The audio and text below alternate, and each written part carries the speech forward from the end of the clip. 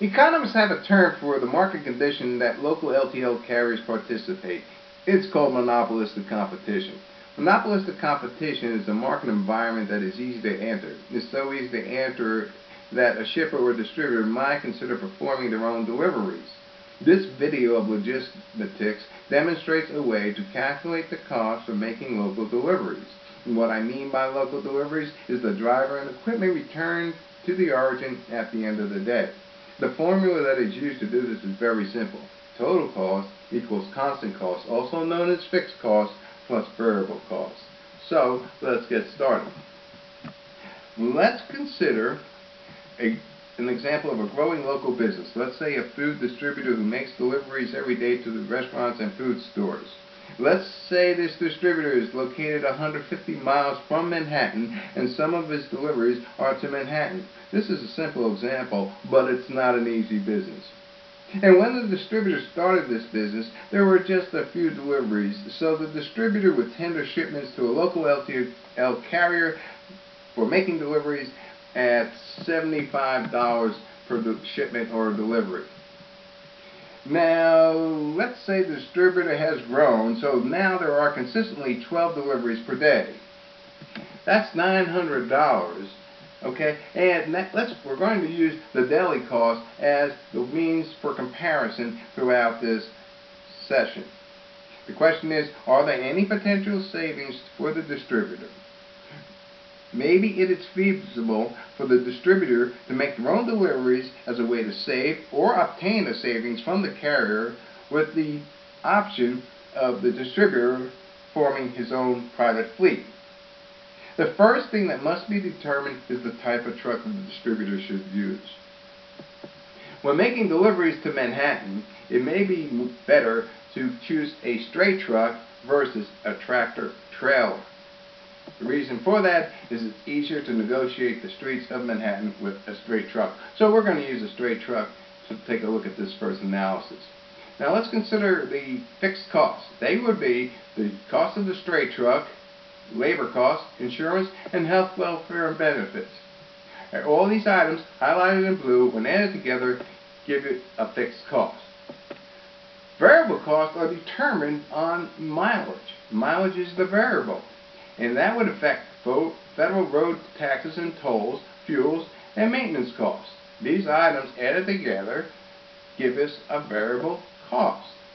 So, let's look at first the unit cost of the straight truck. We have to give it a life, and in this case we're going to give it a life of 5 years. Also, we're going to determine that it's going to operate 250 days a year. That is a 5-day per week operation with 2 weeks down for whatever reason. And let's say the straight truck is going to cost $90,000. That means the deli cost is going to be $72. Now, the labor cost.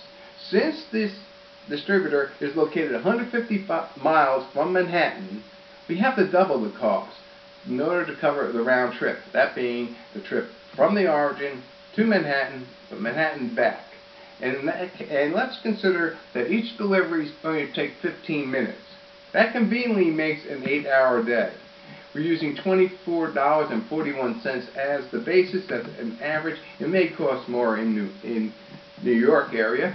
So the daily cost is going to be $195.28.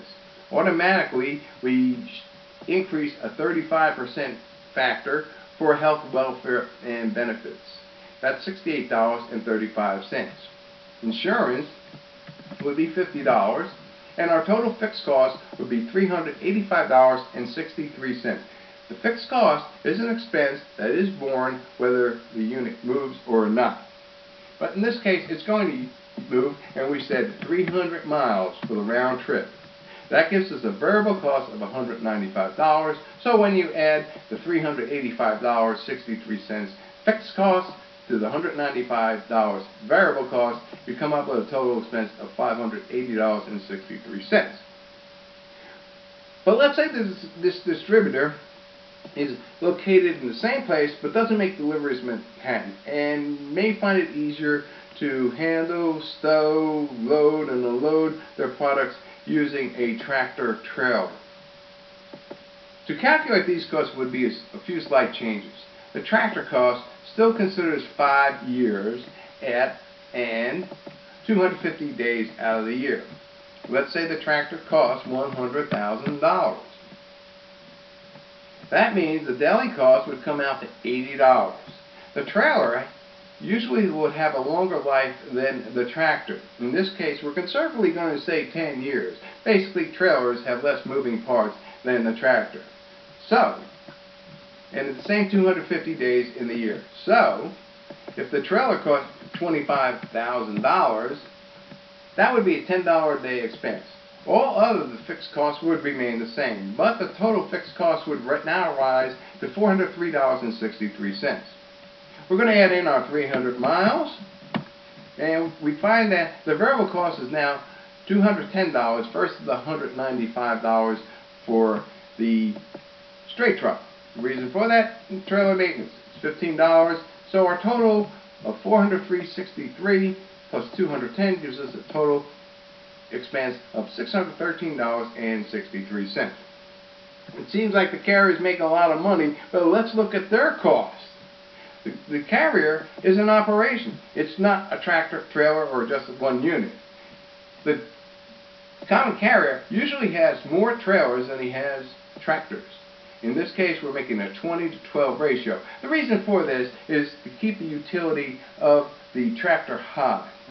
Now, we're going to consider the tractor cost the same way as we did before. It's $80 per day or $80 per movement. That's our basis. Trailer cost, however, is still going to remain at $25,000, but we're going to have to make an adjustment to increase the difference between the ratio of trailers to tractors. In the past case, it was 1-to-1. Now it's 20 to 12, and we made an adjustment. That would add on an additional $6.67 to the $10, and we'd add that to the movement. Labor costs would remain the same. What changes, however, is dispatchers, administrative, management, terminals, utilities, and insurance. These would all be a yearly base, and on a yearly base, we would have to make adjustments. First, we'd make the 250 day per year adjustment, but then we would make an adjustment to prorate this to the number of tractors in the operation. Okay, and now we have a new fixed expense of $574.88. The 300 miles remains the same, and as you see, the variable expense remains at $210. So when we add that together, it's $784.88. If that's the case, and you're getting $900 as your daily revenue, and it's costing the carrier $784.88,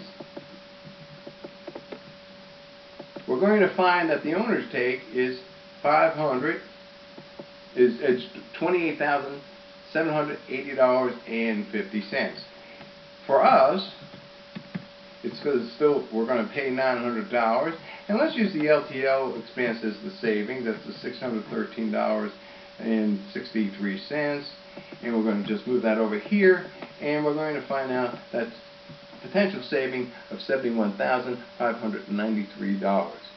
So the question is, do you stay with the carrier? Do you operate your own private fleet? It's something for the distributor to consider. I hope that this gave you some information to shipping local LTL movements.